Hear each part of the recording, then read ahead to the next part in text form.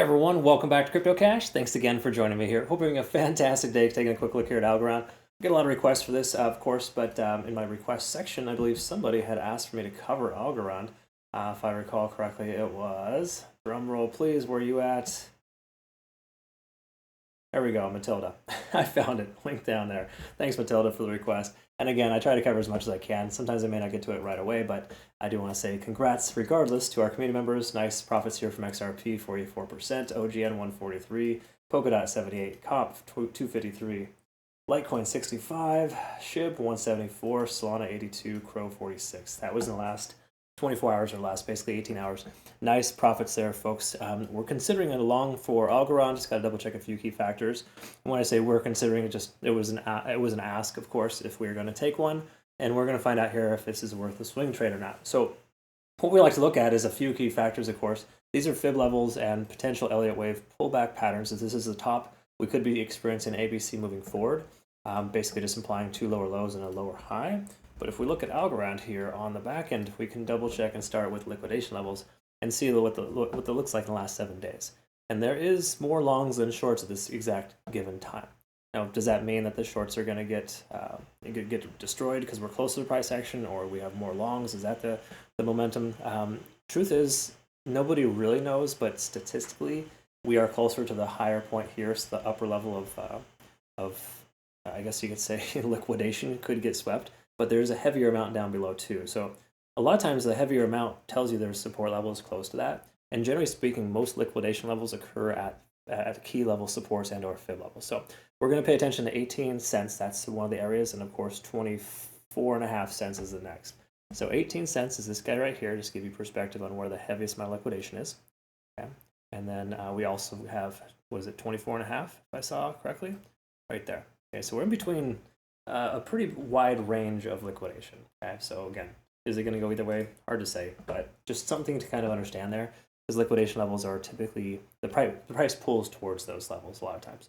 But right now, most altcoins are showing a lot of strength, and Bitcoin even pulling back from 64 to 61, 60.5K. We didn't see a lot of correction. Now, granted, you could say there was a lot of correction here too from Algorand. I mean, 6% correction. That's definitely it. Oops, hold on. Well, let's pull that back up here, folks. Sorry. Yeah, 6% correction. That is essentially a pretty significant little pullback, right? But if we look at a few other key factors here, there's other things that we want to pay attention to. Okay, so let's double check this. First of all, we're above all moving averages. That's extremely important. We got a stochastic RSI swinging upwards, also important. Money flow index high, RSI getting close to 70. So that tells us we're close to a resistance level, which could be this 22 cent mark, almost exactly. Actually, it is exactly 22 cents at 0.236 fib. So that could be the new resistance level for us, where the price could end up pulling back because of that. I'm not saying that's exactly the case, but with the price hitting 70 on the RSI and that level being really close, we can only summarize that area is probably a point of resistance. So really what that boils down to is, in order for this price to continue higher for Algorand, we need to see a closure at 22 cents or higher to get more confirming factors. Okay. And again, I'm not saying that if it closes under, it's not going to continue higher later. It's just one of those things where it gives you more confidence taking a trade, knowing that you closed above a key level resistance. And breaking above 70 on the RSI is a pretty huge deal, because coins will typically run for 2 or 3 days above that level, and that's when you get some monstrous profit. So with Algorand here at this point, it could be pulling back. We'll see. Once more, if we do take a look at Elliott Wave, these are the scenarios in which we could see play out. We could see 20 cents. We could see 20.6 and or 21.25. These are 3 levels of normal consolidation. If we zoom out a little bit here, we can kind of see with our volume profile, we have the most amount of volume at this range here, anywhere between 19 and 20 cents, upwards of about 21. So 19 to 21 will be a safe presumption there that we have a nice support range. So it does imply that the price could literally bounce at any one of those points, but the truth is the likelihood of the price staying above this area until we lose it is pretty high.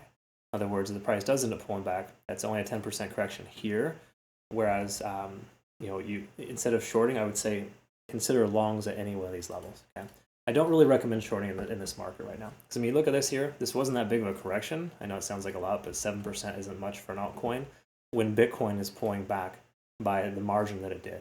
Okay, again, a 5% correction from Bitcoin in one 4-hour candle, or just say 4 to 8 hours, that's significant. Okay, and that having had happened and this coin already kind of correcting itself and not pulling back as far as it should have, leads me to believe this coin is pretty strong.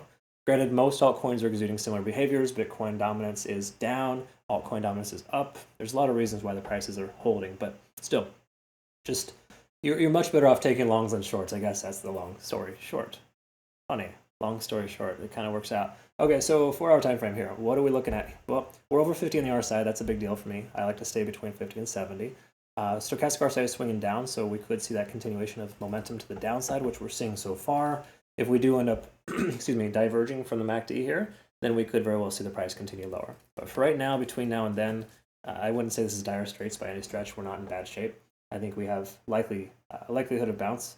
I would say 0.382 to 0.618, this range here, of course, is a strong consideration. Bounce off this level makes sense considering it was the most recent high. Okay? We've also got, again, a strong profile here, volume at 20 cents even. So those are two areas. I think 20 to 21.25 is effectively a good range for us here. Okay, so let's talk about the hourly and see where we're at. Ichimoku Cloud, getting a little funky here. Let's go ahead and clean up the chart so you can see a little better. Conversion lines above the baseline got good momentum. Intersecting with the price action, not great, but it's kind of breaking free. So the truth is, if the price does end up doing one of these, then we're going to see something along those lines too here. Okay, so it's going to be one of those situations. So we're not in bad shape. We got 2.5 out of 3 indications to leave your long position open. But once more, when the lagging span does intersect with the price action, it can usually be an indication to consider trimming your profits. So that's kind of where we're at there. Should you take a long right now? I would say no, but I'm not much of a breakout trader.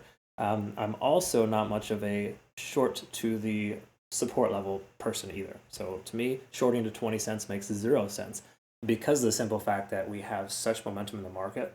We're a bullish uptrend in case you guys haven't figured that out yet.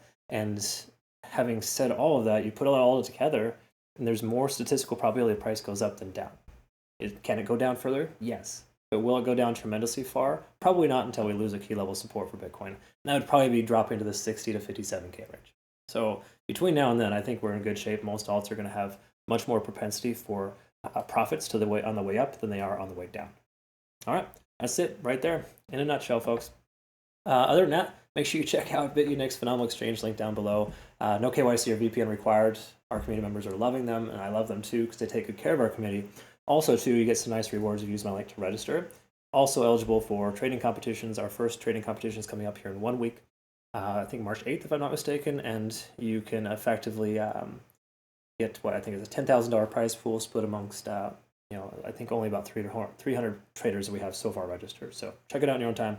Link down below, of course, and look forward to working with you. Have a good rest of your day. Thanks for your time. Don't forget to like and subscribe. See you soon.